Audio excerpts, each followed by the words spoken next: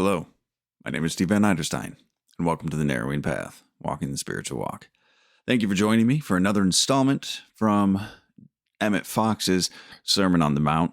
We've been going through the third chapter of this book in phases, broken up in the by the Bible verses that he was reading, and we are in the fifth installment of that right now. And I'm looking forward to getting into it with you. It's a really great one. It's a lot of talking about the way we think about things, which, I mean, is the key to this whole spiritual progress thing. Anyway, so I am excited to get into it, but I also wanted to say thank you for everybody who has been subscribing, following, liking, watching the shorts, watching the actual videos.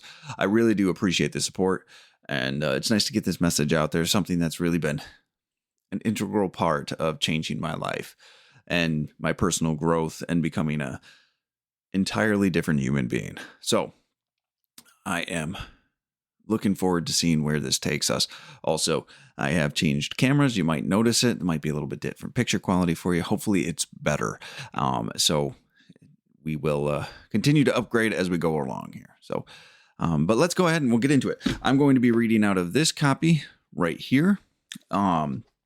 This is from 1938. Last week we talked about why it's important to really try to get to the most original versions that we can, because sometimes there's some differences in the versioning, which I wouldn't have caught. And it was quite a crucial one last time too. So I was very excited to be able to bring that to you.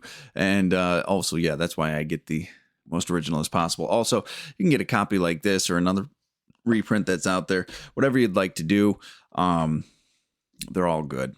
So, but just be aware the reprints do sometimes have some editing that they don't tell you about. So, let's go ahead and get into it. I'll read it, and then we'll talk about the message in it. So, here we go. This is Emmet Fox's Sermon on the Mount, chapter 3, the fourth portion. Agree with thine adversary quickly, whilst thou art in the way with him, lest at any time the adversary deliver thee to the judge, and the judge deliver thee to the officer, and thou be cast into prison. Verily, I say unto thee, thou shalt by no means come out thence, till thou hast paid the uttermost farthing. And that is Matthew 5, verse 25 and 26. This paragraph is of the utmost practical importance. Jesus is stressing here the instruction contained in his injunction to watch and pray. It is ever so much easier to overcome a difficulty if you tackle it immediately at its first appearance than it will be after the trouble has had some time to establish itself in your mentality, to dig itself in, as the soldiers say. Soldiers know that as long as troops are marching across open ground, it is not hard for the enemy to scatter and destroy them. But once let them dig into the ground and entrench themselves, and they become exceedingly difficult to remove. So it is with evil. The moment it presents itself to your attention, you should immediately turn it out. Repudiate it, refuse to accept it, and by quietly affirming the truth, give it no chance to dig itself in. If you do this, you will find that it will have little or no power over you.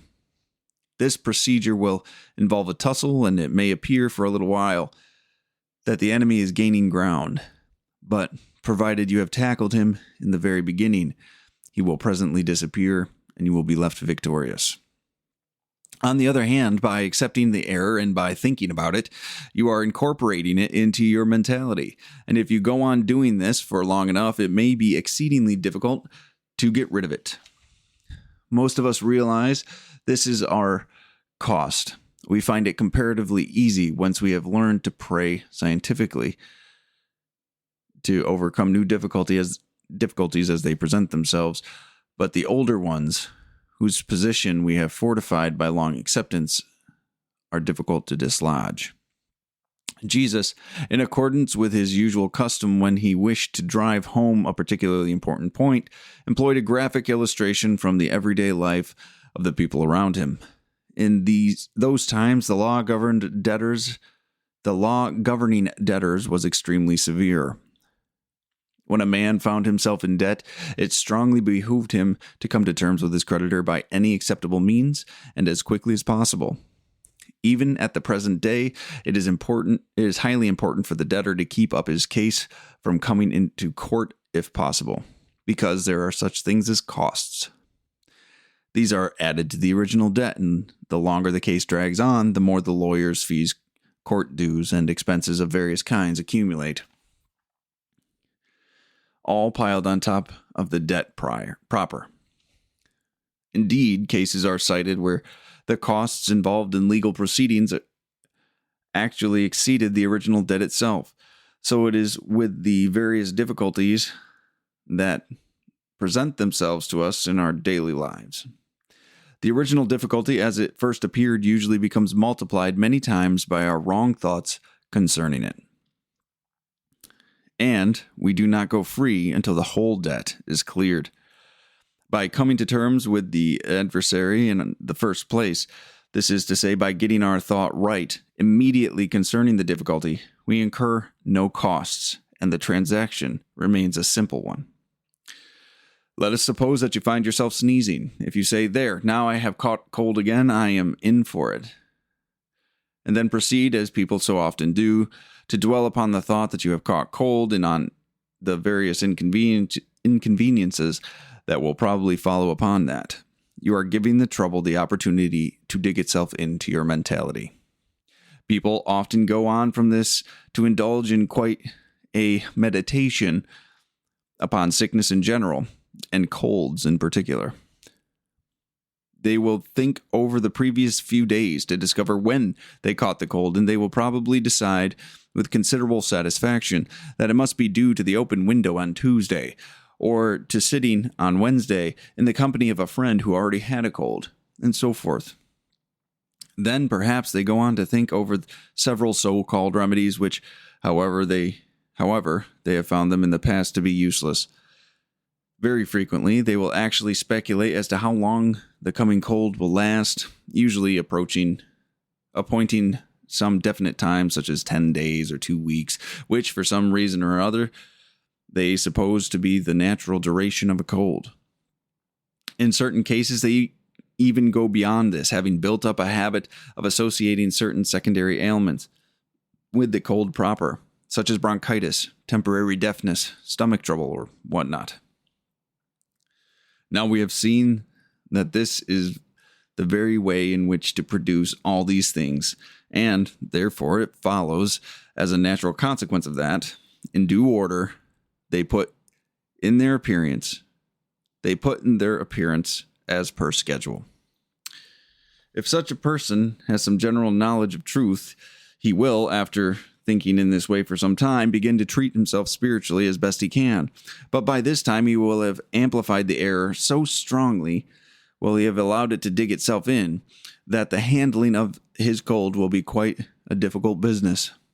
If upon the error first presenting itself to his consciousness, if, that is to say, at the first moment that the possibility of catching cold occurred to him, either through sneezing or feeling chilly, he had immediately rejected it, claimed his dominion, and affirmed the truth, that would probably have been the last of the matter, or at least the whole thing would have been over in a few hours.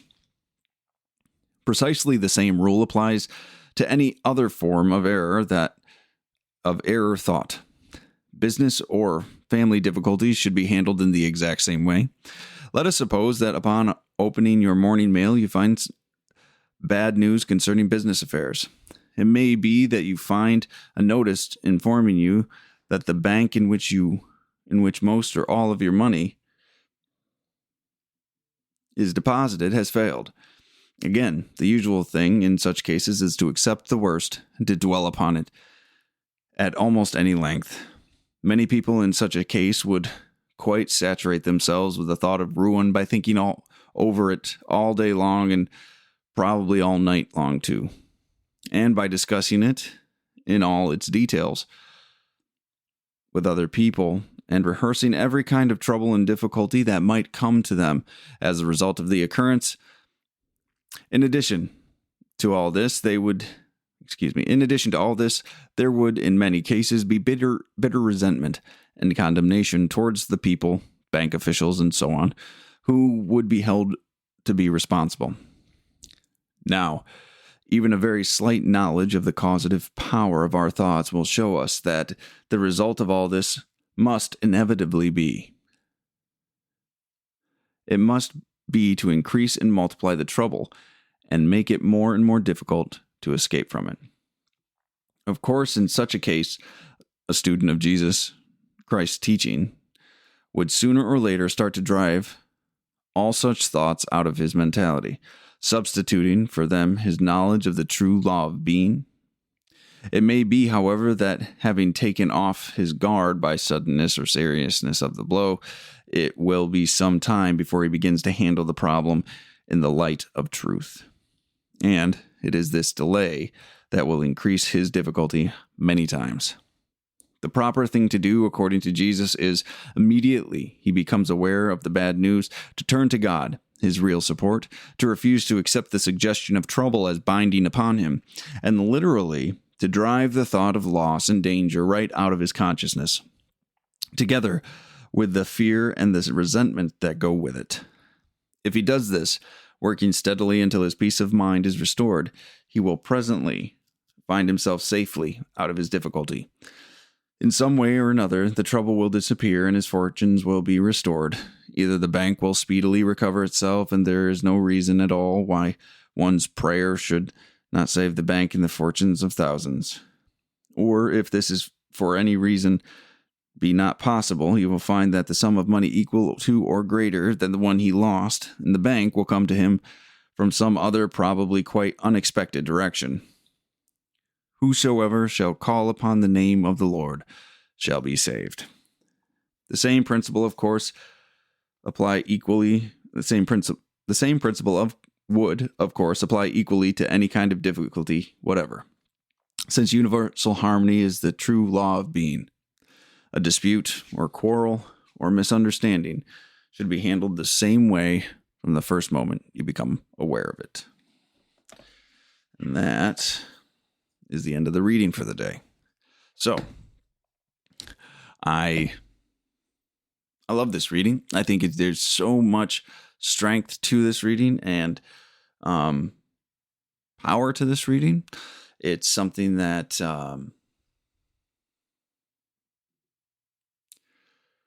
really, truly describes how we make our own problems even worse, how I can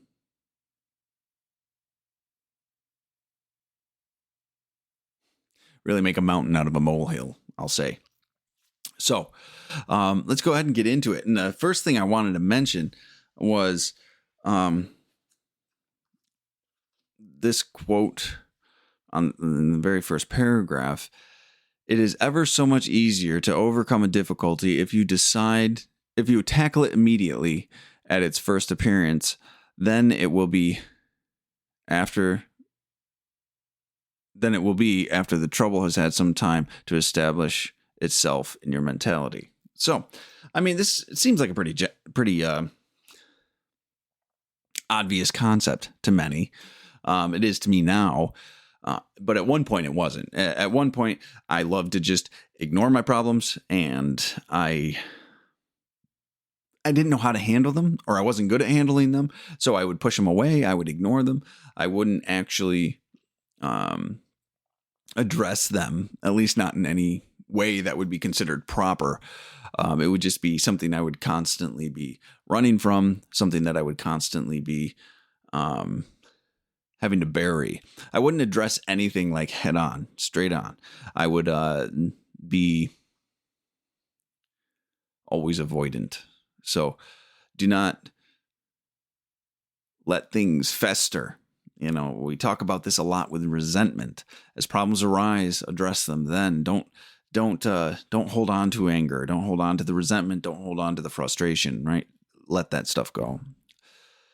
But it leads right into this next quote, that the moment it, which is evil, presents itself to your attention, you should immediately turn it out, repudiate it, refuse to accept it, and by quietly affirming the truth, give it no chance to dig itself in. That's an important thing right there. So what we do, the proper thing to do is to see the problem correctly. And this could be very difficult. This was very difficult for me to get the hang of. I'm not necessarily even perfect at it by any means, but to actually get the correct framing on a problem, to get the correct perspective, to really see something in a way that was much healthier for me to see it in, took a while. Honestly, it took a lot longer than I'd probably care to admit.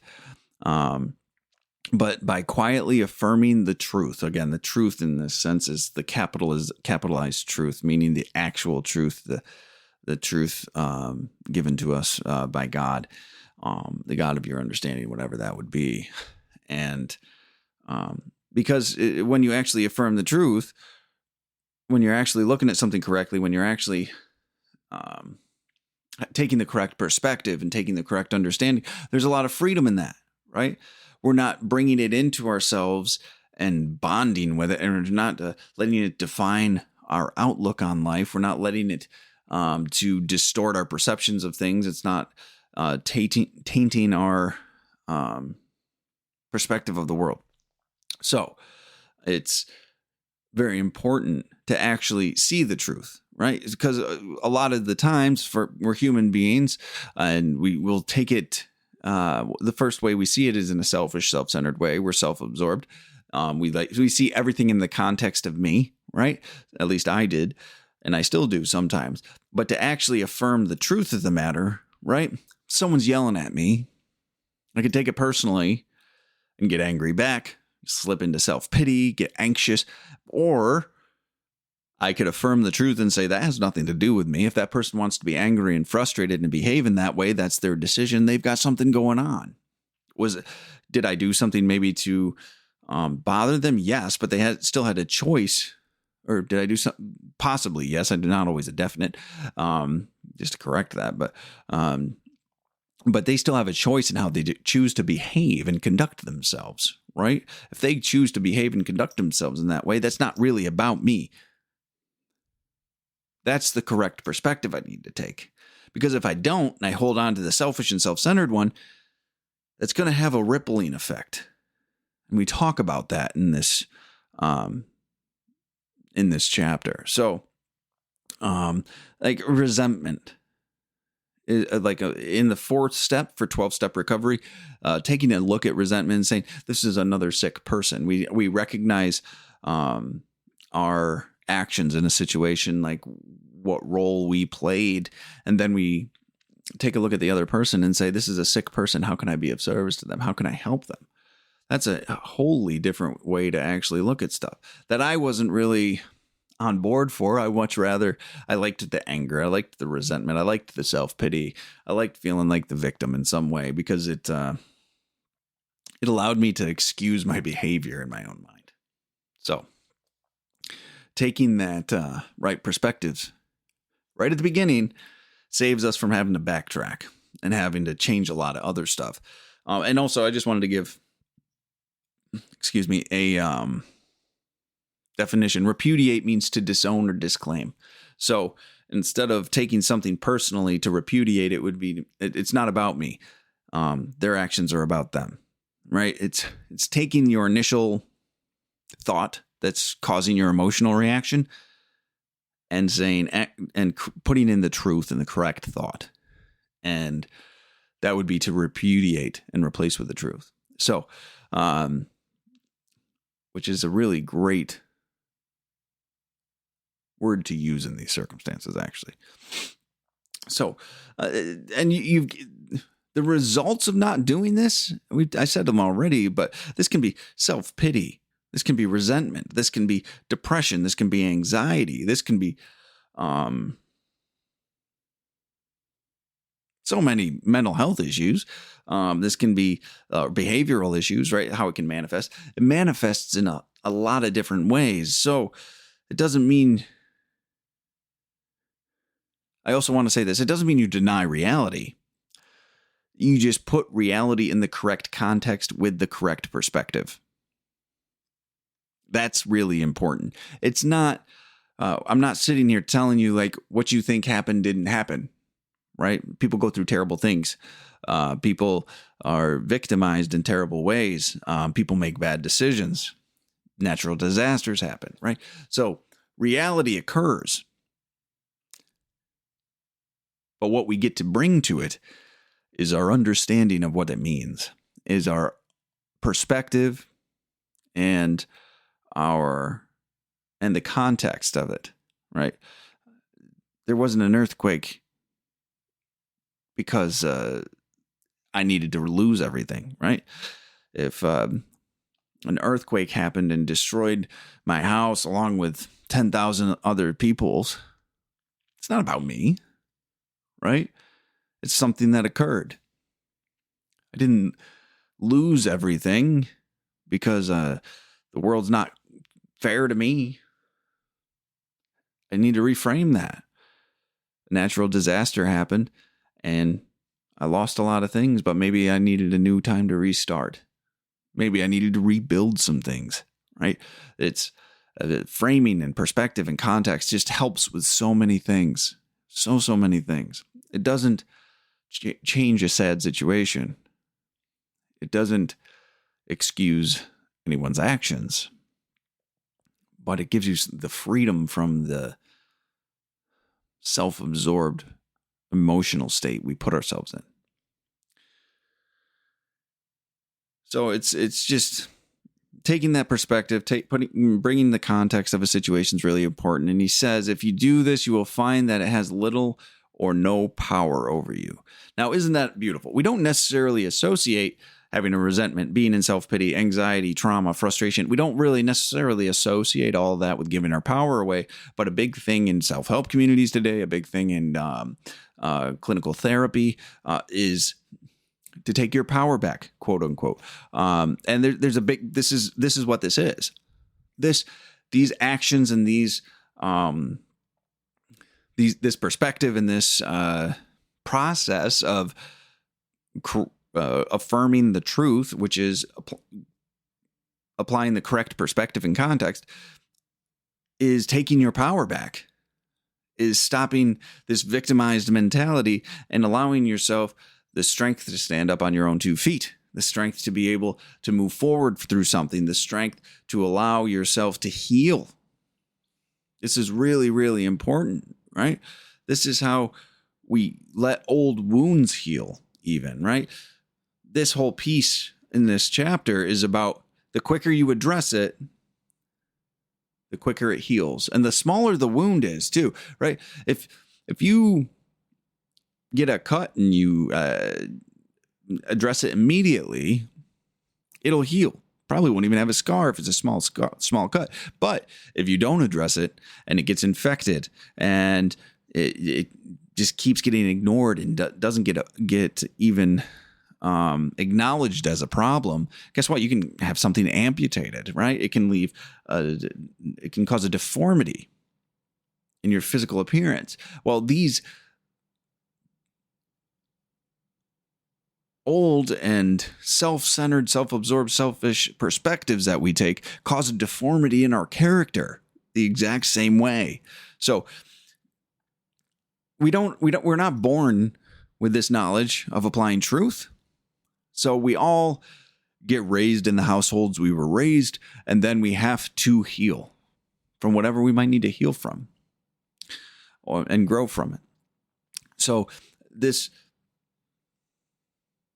healing of old wounds is very, very important to remember can happen. And this is how it happens. And this is where people get locked in trauma. Like when people are the victims of very bad experiences, right? Healing from trauma is the reframing and the correct understanding and context. Now, when I say correct, it doesn't mean It disqualifies your perspective or your understanding by any means. When I say correct, if someone was the victim of any type of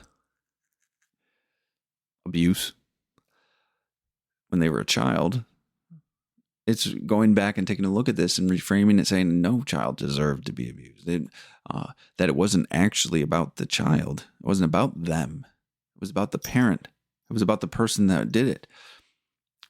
That person made decisions that affected us personally, but it does not mean it was about us.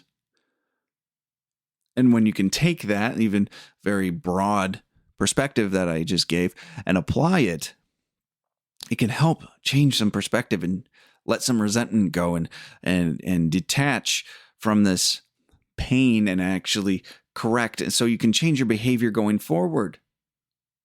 You don't want to keep giving that old experience power. That's letting someone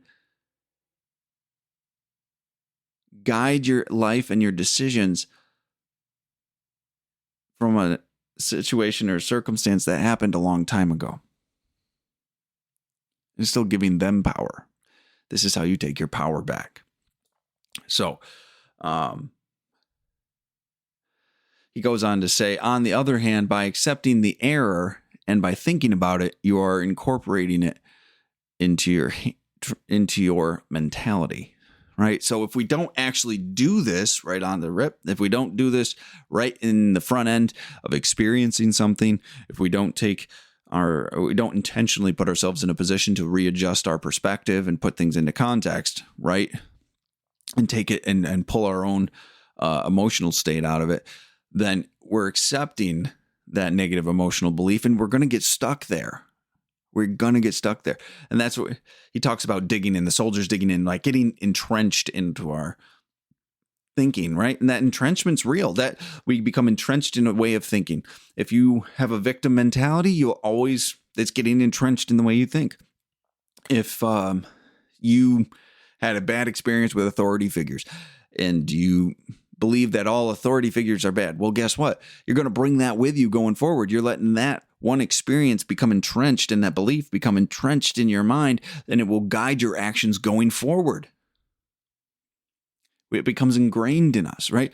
And then we attribute it to being part of our character and unchangeable, which is not true. It might be difficult.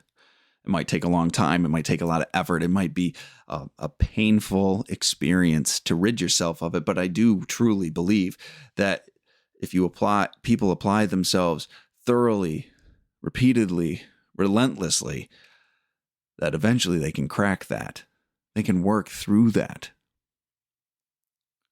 My own experience shows me this. The experience of others I have seen go through it has shown me this. Instead of thinking about this and letting it guide our lives, right? When we do that, it makes us sicker. The longer we do this, the more ingrained it becomes. That's why addressing it as soon as it occurs is extremely, extremely important, right? And the thing is, he addresses this too. We find it comparatively easy, once we have learned how to pray scientifically, to overcome new difficulties as they present themselves. So when you learn this information, it's pretty easy in the grand scheme of things to be able to take the correct actions. But the older ones, whose position we have fortified by long acceptance, are difficult to dislodge. So I think this is really important that he actually put this in there. Because some people can get discouraged, right? Some people can use this new knowledge to beat themselves up for the past and not thinking about things properly, or we'll use anything to create some self-pity for ourselves. Or at least I used to. So he's addressing this specifically. He's saying, hey, it becomes quite difficult after you've let this get entrenched, right? So he's pointing out that going forward, it's easier, but the older it is, the harder it is to pull out, but it is able to be dislodged.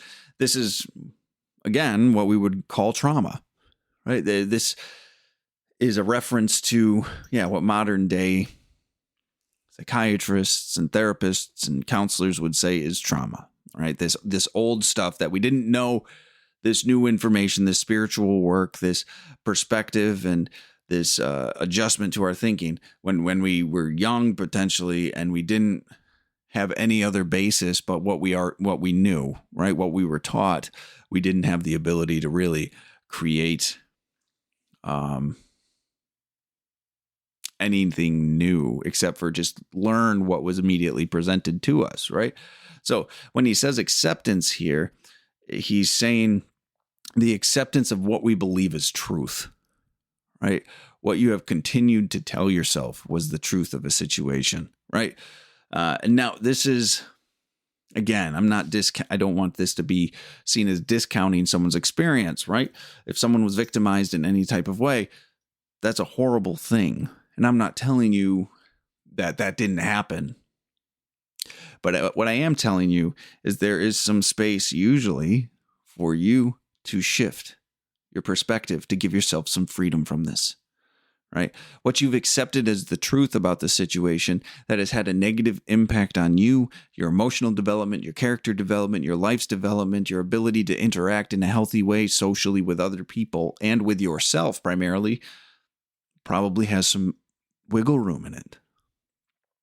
Now, this is something that might be difficult for people. A lot of people become attached to their belief systems, even if it's negative and unhealthy, even if it's causing them damage and pain. Some people get attached to these. So this shift in perspective to what would be called by Fox's truth can be applied to any old beliefs. If you were brought up in a household where terrible things happen to you, you can change that belief that I'm a bad person that deserves this, because that might be what you did, or what did I do to deserve this, right? Or they love me, they wouldn't hurt me if I didn't deserve this, right? Those are beliefs we learn about ourselves because we're too young to understand that that's not what's going on, right? We accept as truth what we best can in those situations, usually to just get through them, but it leaves us with residual scarring emotionally, right? So this reorientation of perspective, this reorientation of context can free yourself from horrible old beliefs, can free yourself from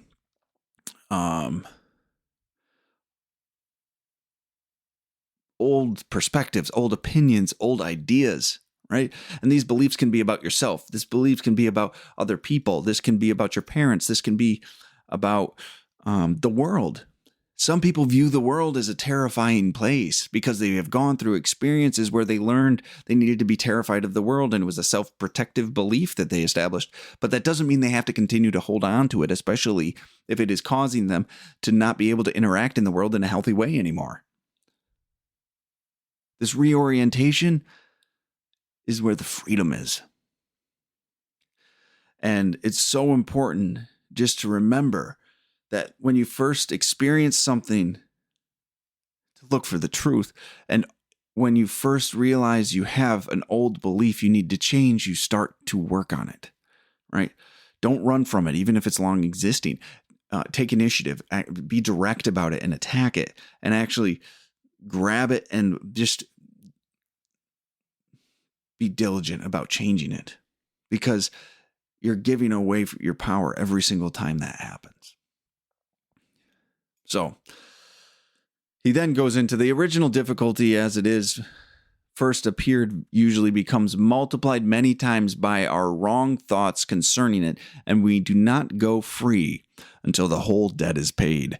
Now, this is a huge statement. He's emphasizing why it's important to address this as soon as possible, whether it's in the moment it's occurring or as soon as you become aware of it. Because what happens is these beliefs that we take in about ourselves that are not the truth that God would have us know shape our worldview. They shape our views about ourselves, about other people, about so many things, right? So what it does is then we start taking actions, right? People will take incorrect actions, including myself, based on these false beliefs. And we'll start behaving in certain ways, and we'll start removing certain people from our lives, or we'll take certain jobs, or we'll have certain habits or behaviors that really damage us and damage those around us. And we think, well, this is just how it works. People will take that incorrect and unhealthy perspective, then continue to make decisions based upon it. That's where the dangerous part of this is. So when he talks about usually the problem becomes multiplied many times by our wrong thoughts concerning it, right? If you think every person in authority will abuse their authority, you're going to consistently have problems with people of authority. If you always view men as dangerous, let's say, you're going to treat them as such, and you will shape your life around that, and you will live in fear because of that. Or if you think every dog is going to bite you, or if you think you'd never deserve to get anything good, you will make decisions based on that belief. And you will have self-fulfilling prophecies going over and over and over again. And it's really, really unhealthy. And it becomes a place of desperation and a resignment to self-pity of like, why does this always happen to me? And it's, well, you're taking actions that actually put you in a position for that to fail, or for that horrible situation to reoccur. It's unfortunate that that's a truth, but that's what we do. And what he's really emphasizing here is that we have to, if we don't address it soon, we'll build a life and we'll take actions around the incorrect and unhealthy belief and perspective we have formed. And then when we actually go back to do the work, so this is why people don't do it, is because you have to correct so many things. This the 4th step in 12-step work again, or even in CBT for a clinical reference, like this reframing that occurs. People don't like to do it because if you've made decisions from an experience that happened long ago, and then you change the way you view the experience long ago, that means you've made the wrong choices along the way now. That means maybe wrong is not the proper word to use there, but that means you've made decisions that were not the healthiest ones to make, that had a negative impact on those around you. You did the best you could in those situations, but now that you know different, you might have to address the fact that you've harmed people in your life unintentionally because of that old experience. So people will resist this, right? And I've seen people build an entire life around a resentment. When you see people have a resentment for a parent, and then they just go and they do exactly the opposite of what that parent wants them to do, that's building a life around a resentment. You are making your life decisions out of hatred for an individual. That's not you genuinely and authentically making healthy decisions. That's you just doing what you want to spite somebody. Now, that's never a good thing. That's never healthy for yourself or anybody else. And you're going to harm yourself and others along the way. I've seen people destroy families. I've seen people destroy friendships and lose jobs and just harm so many just because of a wrong belief. Just because of a wrong perspective that they took and they believed to be true. Right? This work that we're talking about, this spiritual work that we are discussing here, is a crucial thing to be able to learn to live well, to be able to learn to live in harmony with other people, to be able to find that freedom. And he says, we do not go free until the whole debt is paid, right? So the longer you've been making decisions on this, the more unraveling you're going to have to do, the more readjustment you're going to have to do, the more changes you're going to have to make, the more conversations most likely you're going to have to do, right? For myself, I thought college was a failed institution, that I didn't need it. And if you talk to some people, they might believe the same. But I've since changed that opinion, and I had to go back through school for 5 years to get a master's degree, right? And I'm in my 30s.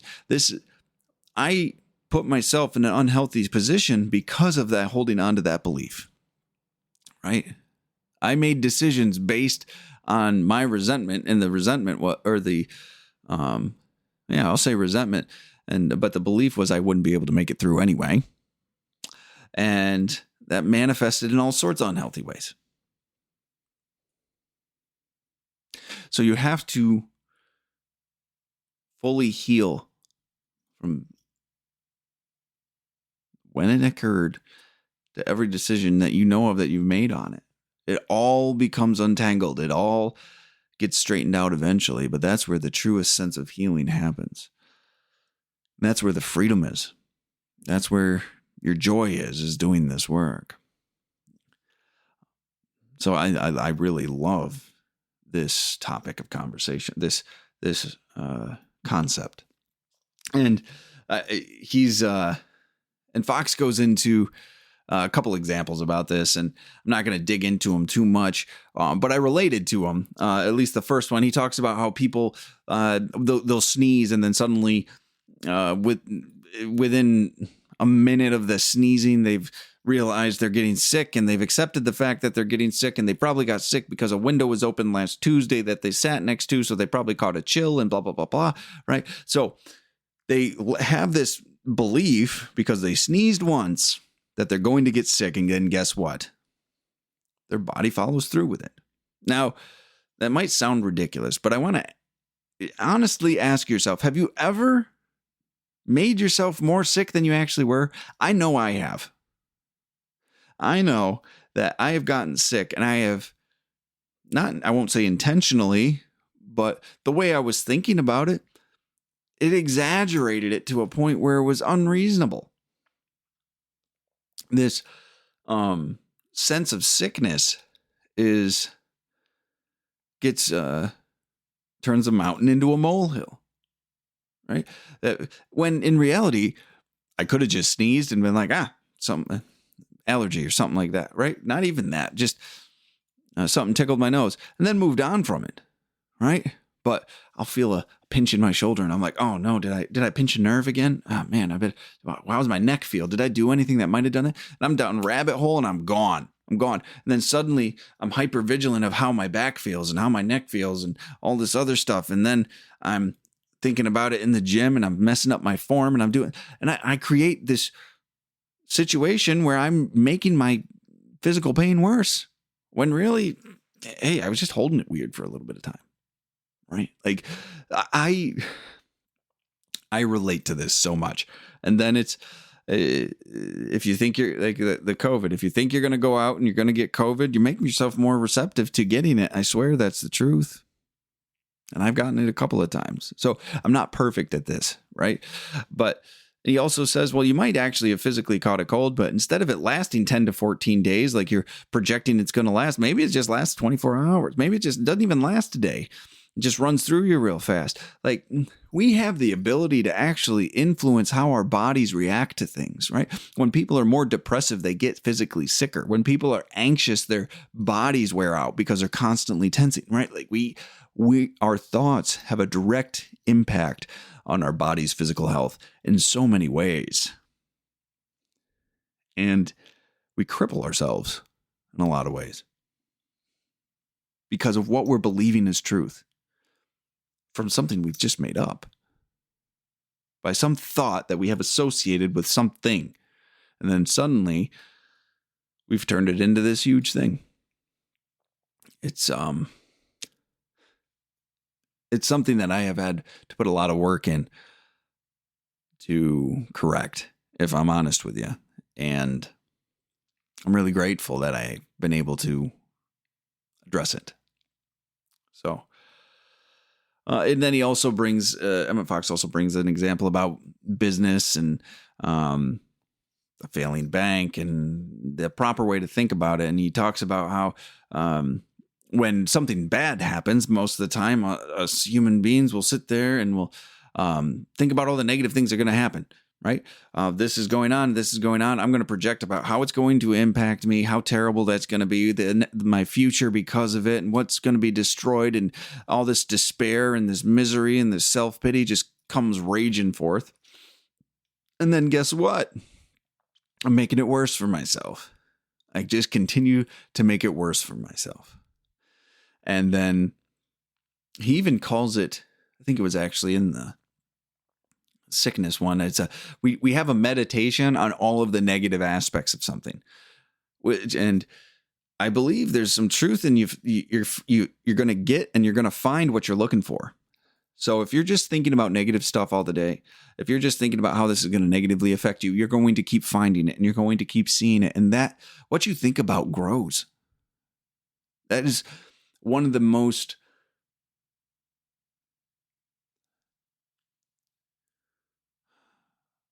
one of the most enlightening things that I've truly taken to heart was whatever you think about grows. If you're thinking about negative stuff, if you're thinking about unhealthy things, that's what you're going to grow and that's what you're going to find. If you're thinking about positive things, if you're taking a correct perspective, if you're having a God-centered mind, a Christ-centered mind, if you're constantly trying to remain in touch with the God of your understanding, whether that's the universe, Mother Nature, whatever that is for you, if you're there, you're going to find that. But if you're in fear, if you're in anger, if you're in self-pity, if you're in depression, if you're in all this and all that's what's guiding your thinking, that's what you're going to find more of. When you shift to the thinking, it doesn't have an immediate effect, because usually these are really entrenched old beliefs that we have to address, right? We didn't know to even address them when they first started happening. But if you start chipping away at it, you'll just put so much work into it. And then one day you'll pick your head up and you realize you're better. You're healthier. You're happier. You have more joy, more freedom in your life, right? But you have to do it. You have to go forward with it. You have to focus on it, regardless of what's going on. And then he actually talks about the proper handling of these situations, whether it's sickness, whether it's business, whatever it is. The proper thing to do, according to Jesus, is immediately he becomes aware of the bad news, to return to God, his real support, to refuse to accept the suggestion of trouble as binding upon him, and literally to drive the thought of loss and danger right out of his consciousness, together with the fear and the resentment to go with it. If he does this, working steadily until his peace of mind is restored, he will presently find himself safely out of difficulty. This is the actions we're supposed to be taking. Now, another book of Emmet Fox's is something called The Golden Key.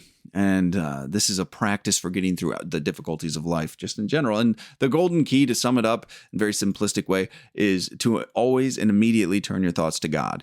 In any bad situation, in any situation at all, actually, we should only ever be focusing on God and the qualities of God and focusing on how God would have us be. None of this matters.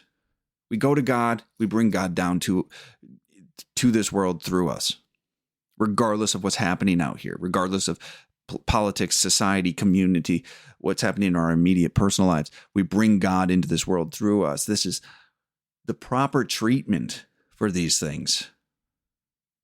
The proper way to walk through this negativity, right? And things will work out for us in ways we never thought possible, right? We'll have experiences we didn't even consider. We'll have solutions to problems or situations. I won't even call them problems. We'll have solutions to situations that we didn't know were even available to us. And he said, peace of mind will be restored. The more we focus on the God of our understanding instead of the problem, the more peace, the more serenity, the more freedom, the more joy we will have. And doing this, even in the roughest of times, even in the scariest of times, to have this practice, That's what's called faith. Those are big steps. Faith is meant to be practiced. And this is what it looks like. Regardless of your circumstance, regardless of your beliefs, regardless of what is going on any level of this physical world. Practice your faith to walk through it, whatever that is for you. Like I said, these are principles written in a Christian perspective, but these are principles that can resonate with any religious practice, with any spiritual practice. Turn to that and practice them at all times. Bring the best of you into this world, and you will become even more of the best. You will embody even more of the best of what you're supposed to be. I can't find the words for that right now. But that's what we can do. And that's what this whole section was talking about, is to reorient ourselves to the truth and constantly bring that truth to this world. Whether it's something new happening, something old we just be made aware of, correct the perspective. Free yourself from it so you can live a happy, joyous, and free life. It's there for you. And that brings us to the end for today.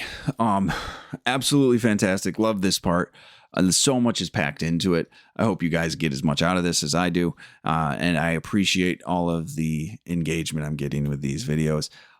It's really encouraging to me. So I hope y'all are maybe getting the book and having to read for yourself. I truly do appreciate that. So follow us on YouTube, Twitter, Facebook, TikTok, Instagram, whatever it is, wherever you're watching this stuff at. Thank you. And I'm looking forward to finishing up this chapter next weekend. So until next time, thanks.